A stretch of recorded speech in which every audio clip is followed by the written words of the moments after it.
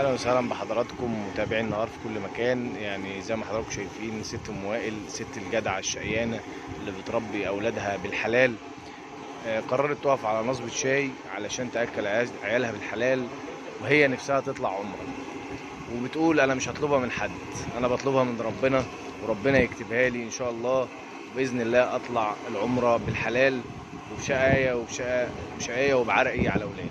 زي ما حضراتكم شايفين يعني هي عامله نصبة بسيطة كده للشاي في مدينة شبين الكوم، ويعني بتربي أبنائها من النصبة اللي هي عاملاها في شبين الكوم. بنرحب بحضرتك يا حاجة ام وائل. اهلا بحضرتك. ازاي صحتك؟ الحمد لله حبيبي. طمنينا عليك، كل سنة حضرتك الحمد طيبة. لله كل سنه وانت قولي لي طيب. بقى، انت بتربي ايتام الحمد لله. ويعني ست جدعة وشقيانة وربنا يديك الصحة. الحمد لله. النصبة دي 25 سنه. جوزي متوفي بقاله 25 سنه. انا استلمت مكانه من 25 سنه. كان هو صاحب النصبة دي. كان هو صاحب النصبه دي. ولما توفى بقى قررت تكملي. هو كان عندي 5 اولاد ادخلهم منين؟ كانوا صغيرين كلهم. اتعلموا؟ كلهم كليات ما عدا واحده كليه علوم، وواحده تجاره، وواحد تجاره، وواحده اداب. بس وواحده علوم. هم لازم يشرفوا بيك، وواحد دبلوم زراعه. يتشرفوا بيك لانك تعبت عليهم ومشيت عليهم وبتاكليهم بالحلال. الحمد لله. اتجوزت 4 فاضل 1.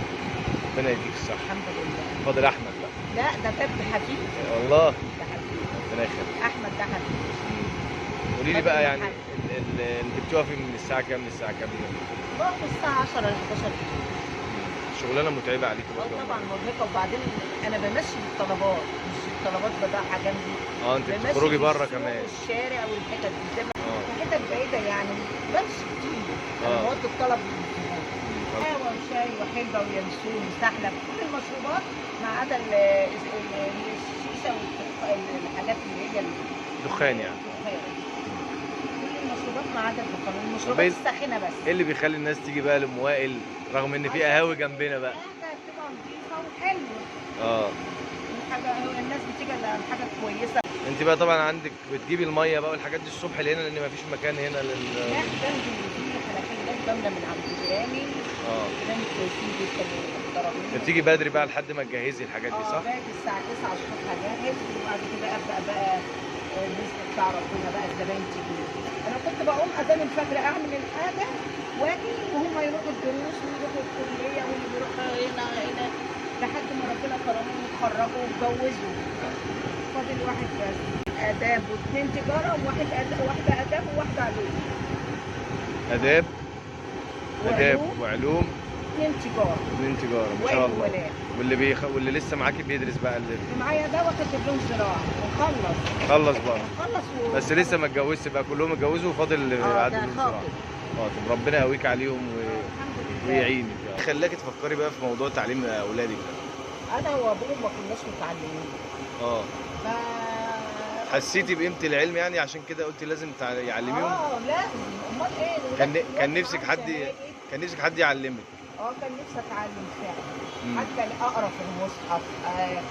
الواحد بيجي عليه ساعات يبقى رايح من الشاوير مش عارف اليافطه، عايز اطلب حد في التليفون اقول له النبي يا فلان اطلب لي. دي بتبقى برضه في الانسان بتجرحه. صح. طب ليه ما فكرتيش تروحي تعملي موضوع محو الاميه ده يا حاجه؟ ما هو ما عنديش وقت. الشغل بقى واخد وقت. ما هو انا لو عندي وقت اروح، الوقت ده بقى في الشغل. الله يقويك. فحسيتي اهميه التعليم فعشان كده قلتي لازم اعلم عيالي. لازم اعلم. دي المظبوط والثلاثه كراميل بتقولي العمره نفسك تطلعي عمره؟ كان نفسي اطلع عمره والله. هي اللي باقيه بقى. ربنا لسه ما كتبهاش يعني. الحمد لله. انا قلت بقى نخلص الرساله.